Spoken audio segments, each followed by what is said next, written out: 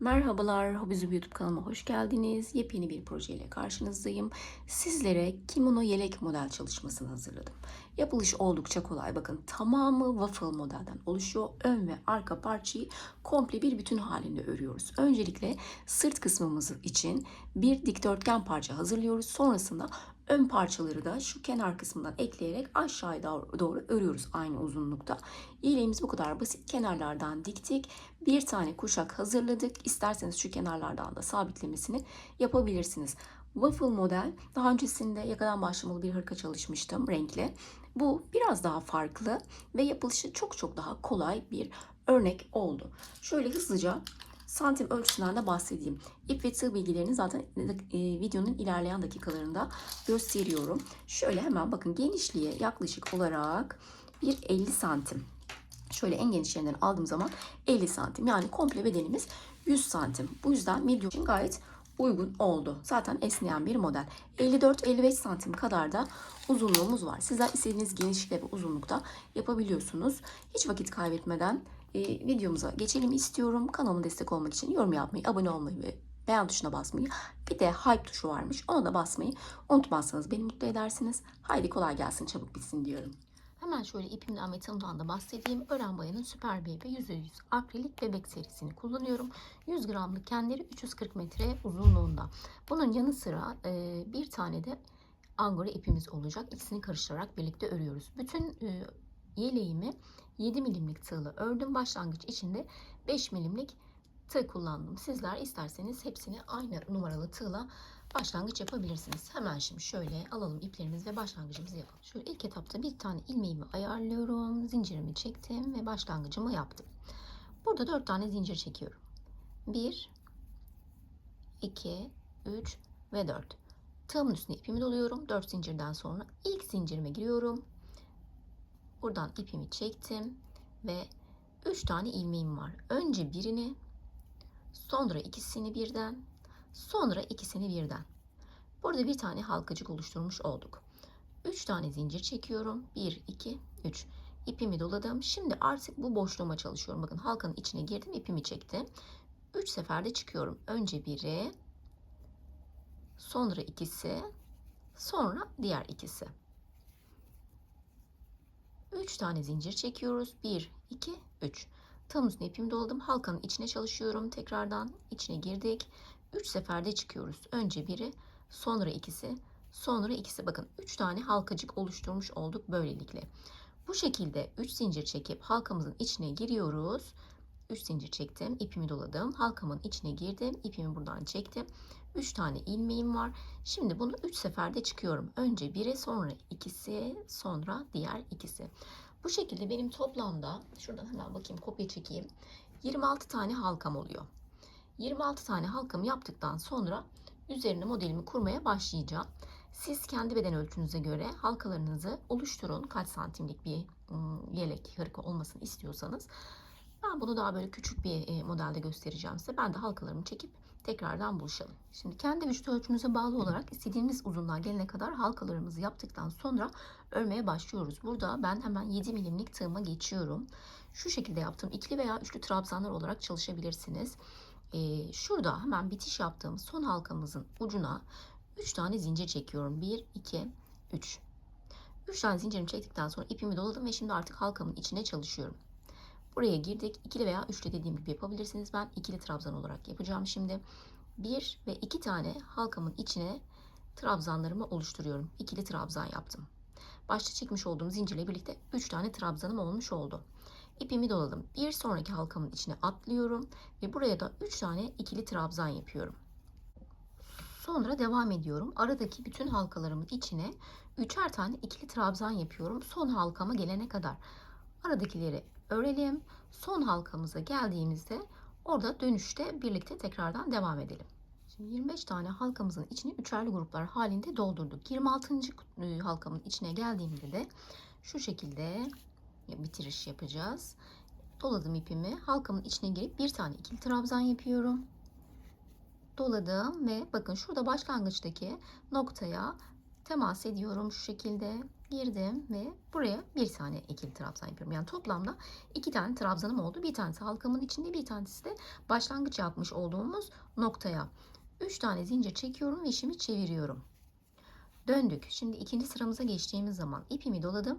Bu trabzanın üzerine 3 tane zincirle başlamış oldum. Hemen yanındaki trabzanın tepesine batıyorum. Bir tane ikili trabzan.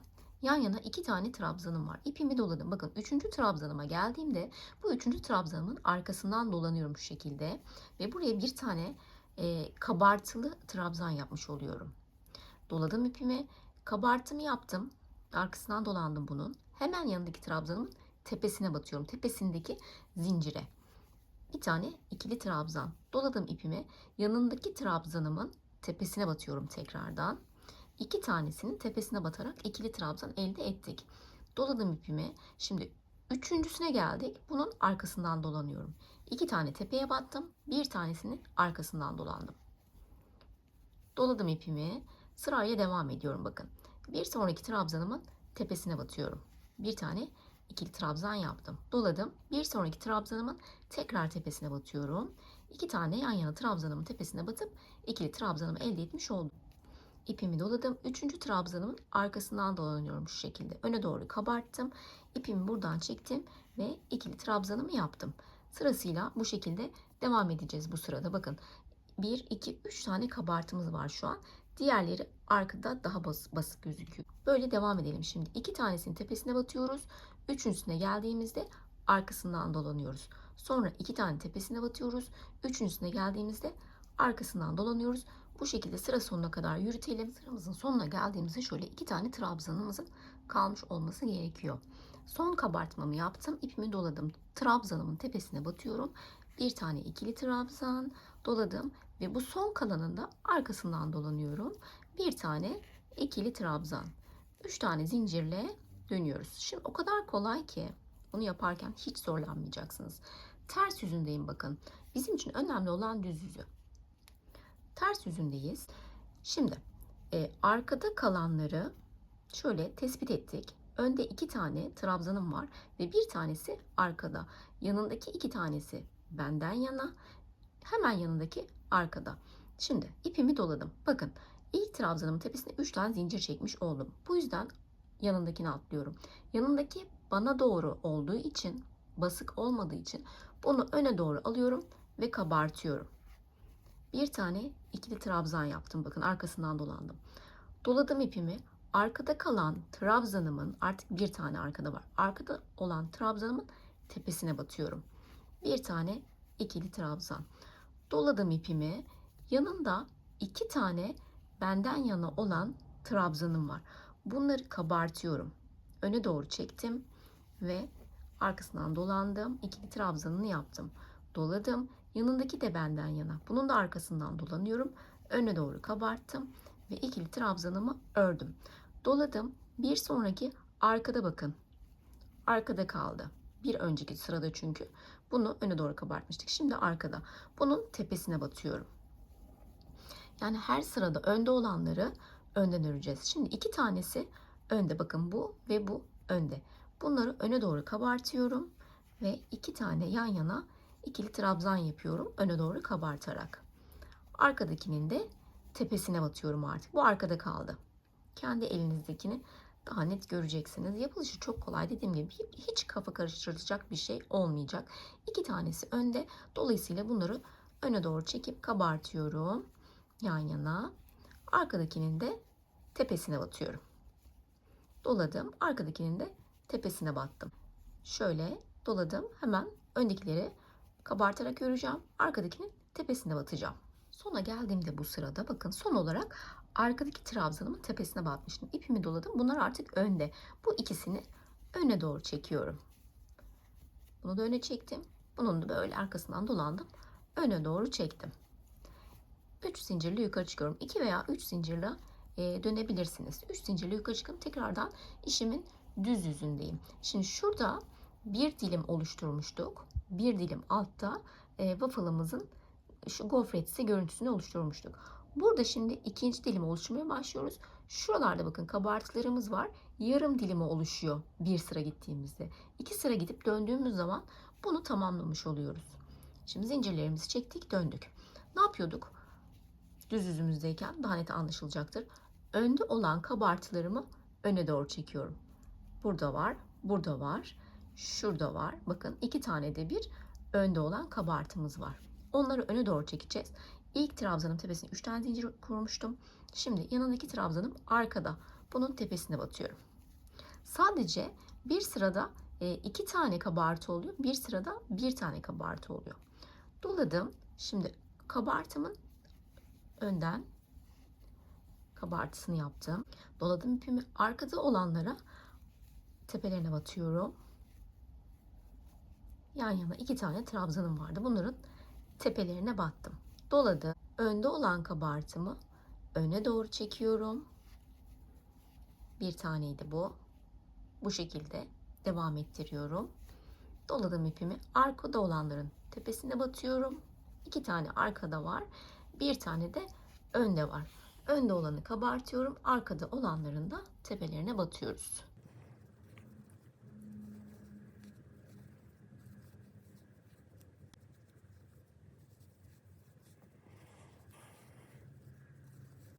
Sıra sonuna geldiğimizde son şuradaki zincirimizin tepesine batıp 3 tane zincir çekeceğiz ve bir sonraki sıraya geçeceğiz. 3 veya 2 tane zincirle döndük. Şimdi yine dikkat etmeniz gereken, her zaman önde kaç tane varsa öne doğru kabartmak, arkadakinin tepesine batmak. Bu sırada da aynıydı. Arkadakilerin tepesine battım, öndekini kabarttım. Bu arkadakilerin tepesine batıp öndekini kabarttım. Sonra çeviriyorum. Tekrardan bakın aynı şeyi yapacağım. Önde 2 tane var. Bunları kabartacağım. Arkadakinin tepesine batacağım. Yani her sırada aynı. Her sırada önde gördüklerimizi önden kabartıyoruz. Arkadakilerin de tepesine batıyoruz. Bunun sadece sırası değişiyor. Şu an öreceğim sırada arkada bir tane vardı. Bir önceki sırada arkada 2 tane vardı. Yani bir sırada 2 tane, bir sırada bir tane şeklinde ilerletip devam ediyoruz. Yaklaşık olarak şöyle, ekrana da sığmıyor. Ben işte 26 sıra yaptığımız zaman şu gofret dilimlerinden kaç santim olmuştu bu? Benim ördüğüm parçam 50 santim diyelim, 51 santim. 51 santim genişliği var. Uzunluğumu da onun kadar falan yapmıştım herhalde, ya da 60 santim de yapmış olabilirim. Uzunluğum da 53 santim. Şimdi bunu istediğiniz uzunluğa gelene kadar ördünüz ve istediğiniz genişlikte ve istediğiniz uzunlukta. Sonrasında şu şekilde ayırdım, bakın gofret dilimlerimi saydım buradan itibaren kaç tane varmış diye. 2, 3, 4, 5, 6, 7, 8, 9, 10, 11, 12, 13, 14, 15, 16, 17, 18, 19, 20, 23, 24, 25, 26. 26 tane gofret dilimim var. 1, 2, 3, 4, 5, 6, 7, 8, 9, 10, 11. 11 tanesini sol için ayırdım. 11 tane de şuradan 1, 2, 3, 4, 5, 6, 7, 8, 9, 10, 11. 11 tanesini de sağ için ayırdım. Sağ parçam için ayırdım. Ortadaki kalan 4 tane dilim benim boynum için ayırdığım bölge. Sonrasında devam ettim. Bakın buradan itibaren örmeye başlıyorum tekrardan. Ön parçamı oluşturuyorum. Sırt parçamızı örmüştük az önceki ölçülerde. Sonra buradan itibaren ön parçamın tekini ördüm. Diğerini de şu taraftan beraber başlayacağız. Burada dikkat etmeniz gereken, büyük parçamızı ördükten sonra ipimizi kesmeden tek ön parçamızı örmeye devam ettiğimiz için şimdi yönü şaşabilir. Büyük parçamızı ördük. Şurada bitti, dolayısıyla ipimizi ördük ve burada bitti. Sonra şu noktadan itibaren böyle örmeye devam ettik. Şimdi ikincisine başlarken şu köşeden başlarsanız eğer gofret dilimi oluşmayacaktır. Bu yüzden bunu ters çevirmeniz gerekiyor. Çünkü yönü öyle düzgün olacak. Yani bunu eğer yaptınız ve eğer tutmadıysa bundan dolayıdır. Şimdi şuradan tekrardan 1, 2, 3, 4 dilimi zaten belirleyiciyle belirlemiştik. Dolayısıyla şu noktadan itibaren ipimi takıyorum ve buradan örmeye başlıyorum. İpimi buradan geçirdim. Bir tane sabitliyorum sadece. Sonra bakıyorum. Şimdi öndekiler şunlar, arkadakiler belli. Yani ilk trabzanın bakın arka kısımda. Arkadakinin zaten tepesine batıyorduk. Dolayısıyla bunun direkt üzerine 3 tane zincir çekerek başlayabilirim. Doladım ipimi. Şimdi gofret diliminin oluşması için bu şekilde yapmanız gerekiyor. Hemen öndekileri kabartmayla başlıyorum. Buradan örmeye devam ediyorum şimdi. Arkadakilerin tepesine battım. Öndekileri de Kabartıyorum. Diğerlerinde nasıl yaptıysak. Burada önemli olan yaka kısmında ikinci parçamızı örerken ön yüzümüzü ne taraftan başlayacağımızı göstermekte. Çünkü dediğim gibi şu uç noktasından başladığınız zaman dilimleriniz doğru oluşmayacaktır. Bir lastik örüyormuşsunuz gibi devam etmeye başlayacaksınız. Orada köşeden başlangıç yaptıysanız eğer. Bu yüzden yaka kısmından başlamanız gerekiyor ki model kendini devam ettirebilsin. Bu şekilde şimdi gövdeyi kaç santim ördüyseniz ya da kaç dilim ördüyseniz ön kısımlarda o kadar örmeye devam ediyoruz.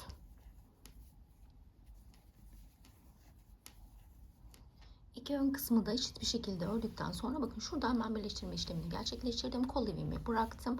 Şu şekilde. Şimdi düz tarafından birleştiriyoruz ki kenarlardaki şu aradaki kabartmalı trabzanımızın devamını sağlayabilmek için. Bu taraftan nasıl yaptıysam buradan da aynısını yapacağım. 1, 2, 3, 4, 5 tane waffle ilerlettim. Şuradan bir tane belirleyicimi takıyorum. 5 waffle kadar birleştireceğim çünkü. Düz tarafından dediğim gibi. Şuradan hemen köşe noktasından başlayacağız birleştirmeye.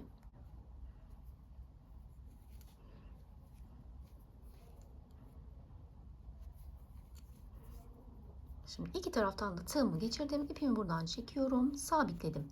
Bir tane aynı yere sık iğne yapacağım öncelikle. Bir tane sık iğnemi yaptım. Bir tane zincir çekiyorum. Bakın şu noktaya bir battım. Şimdi şurada bizim halka başlangıcımız vardı. Bir tane zincir çektim.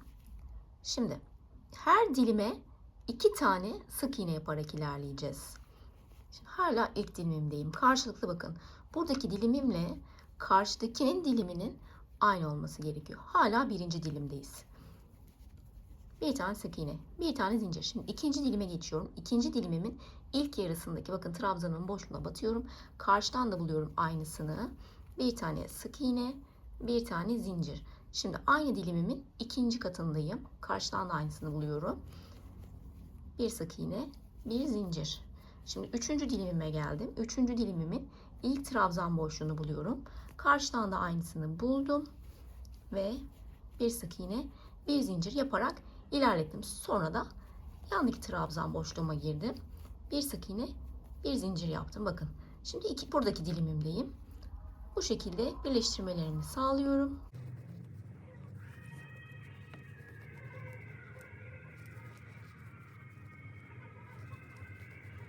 Şöyle göstereyim bakın. Birleştirmemizi yaptıktan sonra şu arada da bir tane dilimimizin devamıymış gibi görünüyor.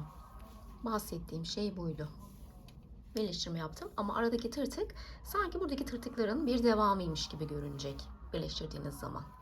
Buradan devam ediyorum şimdi. Kuşak içinde ne kadar kalınlıkta olmasını istiyorsanız o kadar zincir çekmeniz yeterli. Bunu yapması da oldukça kolay. Şöyle hızlıca hemen gösterelim. Ne kadar kalınlıkta olmasını istiyorsanız o kadar zincir çekiyorsunuz dediğim gibi. Şöyle ben hemen hızlıca 5-6 zincirle başlayayım. 1, 2, 3, 4, 5, 8 tane zincir çektiğimi farz ediyorum. Şöyle ipimi doluyorum. Hemen 3. zincirime batıyorum. Bir tane çakma trabzan. İpimi doladım. Bir sonraki zincirime battım. Çakma trabzan doladım. Bütün zincirlerime çakma trabzan yapıyorum. Zincirime girdim. İpimi çektim. Üçünü birlikte topluyorum. İpimi doladım. Zincirin içine batıyorum. Çektim ipimi. Üçünü birlikte topladım. Şimdi şu baş ve sonu görelim. Ondan sonraki zaten aynı şekilde devam edecek. 2 tane zincir çekiyorum ve dönüyorum. Doladım ipimi. Aynı yere batıyorum. Bir tane çakma trabzan. Bu bir tane trabzan sayılıyor. Doladım. Şimdi devam ediyorum sona doğru. Şöyle yapmanız gerekiyor. Altta kaç tane ile başladıysanız buradan sayıyorsunuz. İşte 1, 2, 3, 4, 5, 6 diyorum. Buradan başlıyorum. 1, 2, 3, 4, 5 ve altıncısını yapacağım. Altıncıyı da şuradakinin tepesine batıyorum. 2 tane başağını birlikte